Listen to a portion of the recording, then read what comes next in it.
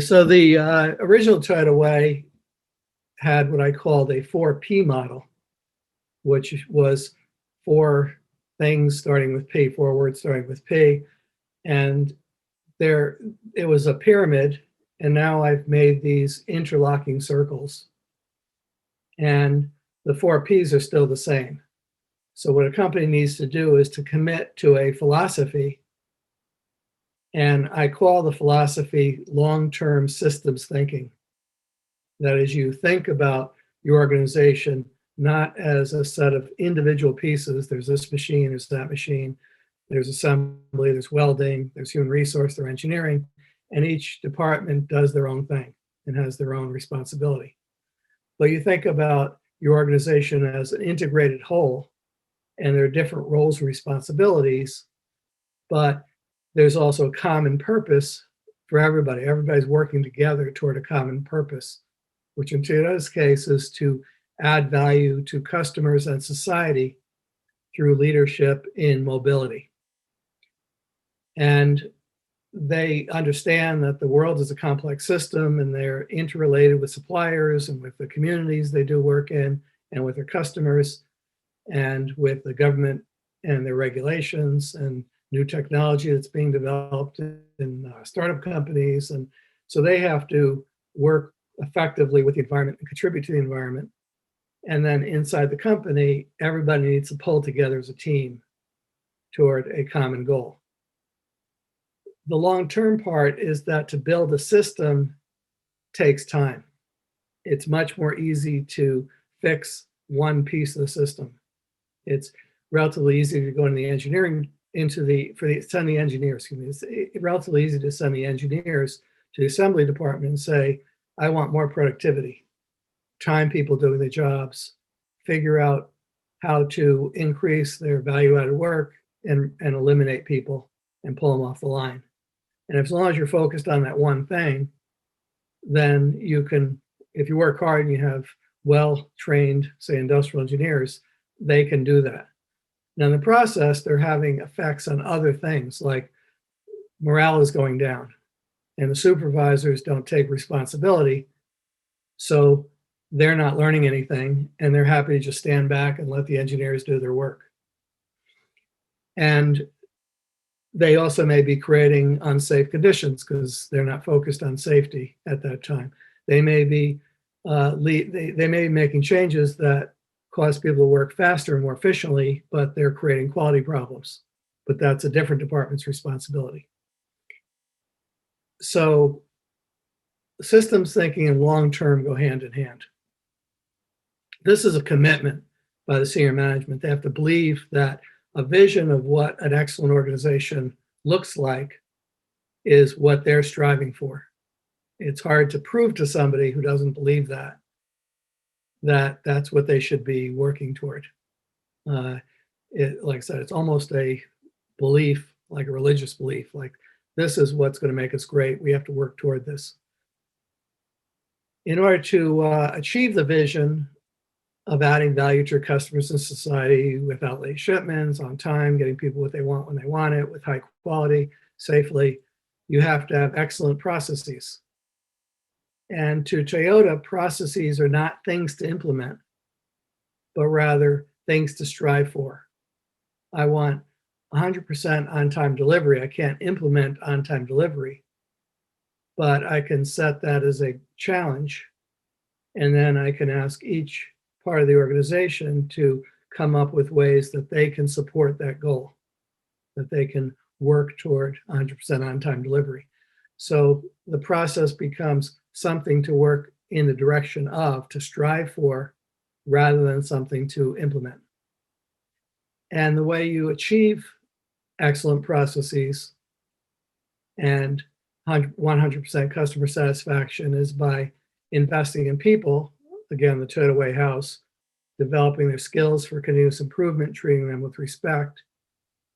And the core, the engine that kind of drives improvement is problem-solving skills, which are working scientifically toward a challenge. So in the center of this is a way of thinking scientifically, and That means systems thinking. It means thinking scientifically about how objectively we can best achieve the process, and to teach people to act sort of like scientists. These are the 14 principles. They've been modified a bit in the new book. The philosophy principle is one principle. For process principles, a lot of the items here are what we would learn in, say, a lean basics course. We would learn the importance of one-piece flow instead of batches of material that move from place to place in the factory. So you might create a cell where the product moves from person to person in a one-piece flow. Pull, where if I'm using material, I'm pulling it from the internal process, or I'm pulling it from the supplier instead of the supplier pushing what they think I need onto me, whether I need it now or not. Leveling the schedule so I have a smooth, steady flow of work. Having standard processes so I can have a repeatable, high-quality process. Designing and building in quality instead of trying to inspect in quality. Visual control means as humans, we respond much better to seeing a picture, seeing something in the process, like there's a line where I'm supposed to stop, than verbal instructions. And then finally, technology in Toyota is designed to support the people in the process, not to replace people's thinking. As an example, today, we talk a lot about Industry 4.0. We talk about the Internet of Things, and these technologies are extremely powerful. The power of artificial intelligence, sensors, collecting data through sensors, and then running it through artificial intelligence algorithms so we can get advice on what to do. These are unbelievably powerful in the right hands.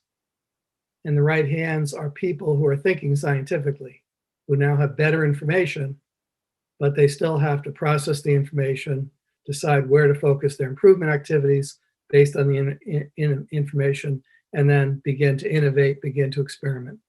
So people are still at the center, according to Toyota, solving problems. For achieving the goals, I added two principles. The first principle is to observe deeply and to learn iteratively, step by step, what Toyota calls plan, do, check, act, that they learned from Dr. Deming. But it's very important that when people are separately working on their improvement activities, that they lead toward a common purpose. And that's achieved through something called Hoshin Kanri, which is a planning system. It takes about 3 months before the year starts. And it starts with the president of the company who develops the goals, top level goals for the company. And then that cascades down level by level, where each pair of levels comes to agreement on the goals and a plan, and eventually gets all the way down to the shop floor worker and their supervisors, the work group. And they then have agreement on, number one, the goals, number two, where they're going to focus their energy to work to achieve those goals. So they have a plan. Then the way they achieve the plan is through experimenting and learning. I also added 14, principle 14 focuses on strategy. What is it in your company that you need to be really good at? Because this is going to give you your distinctive competence. This is what you're going to do better than any of your competitors for your customers. And it could be fundamental innovation with new technologies that you patent and you control. It could be that your product is not unique, but you're doing it better. You have better quality, you have more reliable delivery, and you respond very quickly to any customer's concerns. Or it could be some combination where you have some products that are breakthrough and other products that are more standard, but you deliver them better than your competition. And then I say the way you achieve that strategy are through some large leaps, but through many small steps. And the important thing is that all the small Kaizen activities are in the direction of your strategy.